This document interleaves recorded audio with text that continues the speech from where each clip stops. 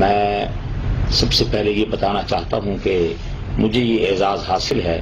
کہ میں نے 85 میں اسلامی یونیورسٹی بھاولپور میں پی ایچ ڈی کی ڈگری حاصل کی۔ اس وقت وہاں پہ ہمارے اساتذہ کرام نے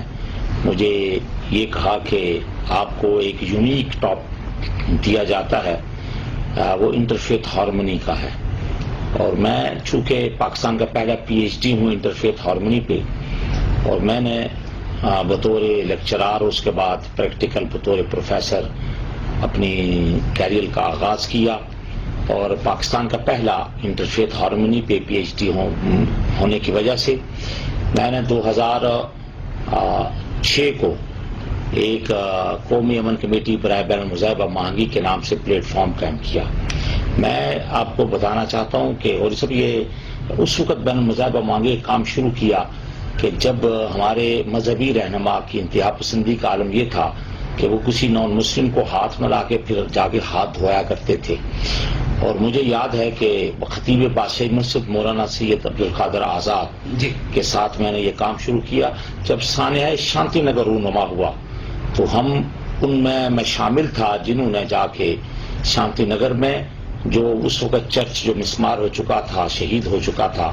اس کی ہم نے دوبارہ بنیاد رکھی، اور مولانا عبدالقادر آزاد اور میں نے وہاں پہ اینٹیں رکھی، اس کی اصلاح و تعمیر شروع کی۔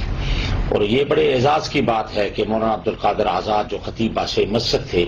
انہوں نے وہاں پہ بائبل مقدسہ جو آگ سے بالکل خاک ہو چکی تھی اس کو اٹھا کے اپنے چہرے کے ساتھ لگایا، اور آپ نے کہا کہ یہ بھی خداوند کا کلام ہے، اس کی عزت و تکریم بھی ضروری ہے۔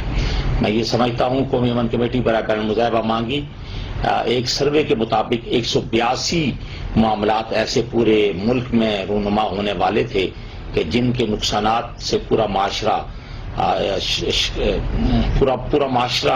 کے اندر اس کے اثرات مرتب ہوتے۔ قومی امن کمیٹی بین المذاہب نے اس پہ بڑا رول پلے کیا، اور مسلم مسیح کشیدگی جہاں پہ ہوتی ہے قومی امن کمیٹی اپنا بہترین رول ادا کرتی ہے۔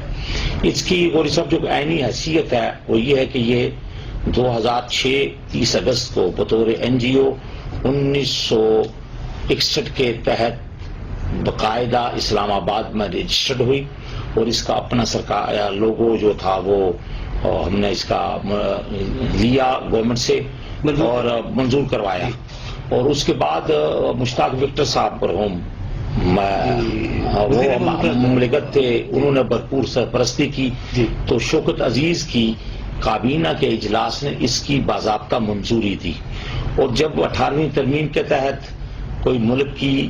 16 کے قریب کمیٹیاں گورنمنٹ کا حصہ بنی یا 73 کے کانسٹیٹیوشن کا حصہ بنی،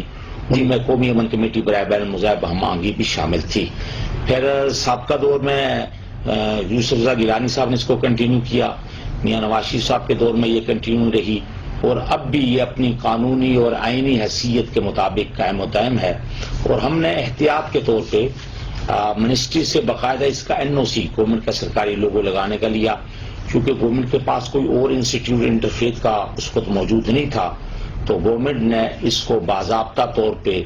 اپنا حصہ بنایا، اور یہ 73 کے کانسٹیٹیوشن کا حصہ ہے۔ اور میں اب اس پہ ہم نے بورڈ آف گورنر ایک بنایا جس کے جسٹس ریٹائرڈ ناصر حسین حیدری صاحب اس کو لیڈ کرتے ہیں، اس کے چیف ایگزیکٹو ہیں، اور ان کو اختیار حاصل ہے، ان کے ساتھ تمام مذاہب کے لوگوں کو شامل کیا، تمام مسلم مکاتب فکر کے لوگوں کو شامل کیا۔ وہ گورننگ باڈی فیصلہ کرتی ہے کہ جی کنٹینیو چیئرمین کسی کو رکھا جائے یا تبدیل کیا جائے۔ تو میں یہ سمجھتا ہوں کہ میری ان خدمات کے عوض جو میں نے انٹرفیتھ ہارمونی پہ اپنی جوانی کے بڑے قیمتی سال اس کو دیے، اس کی بنیاد پہ وہ مجھے کنٹینیو رکھتے ہیں چیئرمین۔ ویسے کہ اس پہ کلیئر کٹ جو بات بڑی واضح کرنا چاہتا ہوں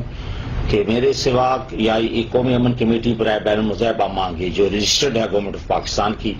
اس کے علاوہ کسی این جی او کو یا کسی ادارے کو نہ سرکاری لوگو لگانے کی اجازت ہے، نہ اس نام کا کوئی وہ استعمال کرنے کی ضرورت ہے۔ لوگ یہ کرتے ہیں کہ قومی امن مسائل کے طور پہ کونسل ساتھ رکھ دیا، اس کو بھی سی کے ساتھ استعمال کر لیا، تو اس کے لیے ہم قانونی کارروائی باضابطہ طور پہ کرتے بھی ہیں، ان کو نوٹس بھی جاتے ہیں، اور اس سلسلہ میں وزارت داخلہ کے جو وزیر داخلہ ہیں ڈیٹیل بات ہوئی، انہوں نے ایک سرکولر بھی جاری کیا، اور ہماری خواہش یہ ہے کہ محرم الحرام کے مقدس مہینے کے بعد ہم ایک کریک ڈاؤن کروایا جائے پورے ملک میں، جو قومی امن کمیٹی برائے بین المذاہبہ مانگی کہ اس مقدس اور محترم پلیٹ فارم کو ناجائز استعمال کرتے ہیں، یہ ان کے خلاف کارروائی کروائی جائے۔ میں پاکستان کی نوجوان نسل کو یہ کہتا ہوں کہ یہ مستقبل ان کے کندھوں پہ ہے، ان کی ترقی پاکستان کی ترقی ہے، اور پاکستان میں چونکہ یوتھ اکثریت میں ہے اور انہوں نے پورے پاکستان کو لیڈ کرنا ہے، یہ اپنی ذمہ داری کا احساس کریں، جس فیلڈ کے اندر جو نوجوان ہے اس سے آگے بڑھنے کی کوشش کرے، اس فیلڈ کو لے کے آگے چلے، اور بحیثیت مجموعی پوری نوجوان نسل اس قوم کو سنبھالا دے، اس قوم کی قیادت کرے۔ میں اپنی نوجوان نسل سے پر امید ہوں، اور پھر یہی کہوں گا کہ ان کو پلٹ کے روحانیت کی طرف آنا ہوگا، ماں باپ کی خدمت کرنی ہوگی، ملک کی خدمت کرنی ہوگی، اور ان کو میں خصوصاً جو اس کو پڑھائی کی طرف متوجہ ہیں وہ اپنی تمام سرگرمیوں کو چھوڑ کے سائنس اور ٹیکنالوجی کی طرف آئیں،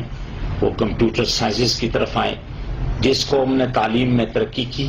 میں سمجھتا ہوں وہ قوم آج دنیا میں لیڈ کر رہی ہے۔ یہی مثال چائنا کی ہے، یہی مثال دیگر جرمنی ہے، دیگر ہمارے ممالک موجود ہیں۔ تو ہمیں سائنس اور ٹیکنالوجی میں ترقی کرنی چاہیے، اور میں سمجھتا ہوں پاکستان کا نوجوان ذہین نوجوان ہے، پاکستان کے نوجوان کے اندر اتنی صلاحیت موجود ہے کہ وہ پوری دنیا کو لیڈ کر سکے۔ ہمیں بزرگوں کو اپنی نوجوان نسل پہ فخر ہے۔ ہم چاہتے ہیں کہ اسی نوجوان میں دوبارہ ڈاکٹر عبدالقدیر خان پیدا ہو،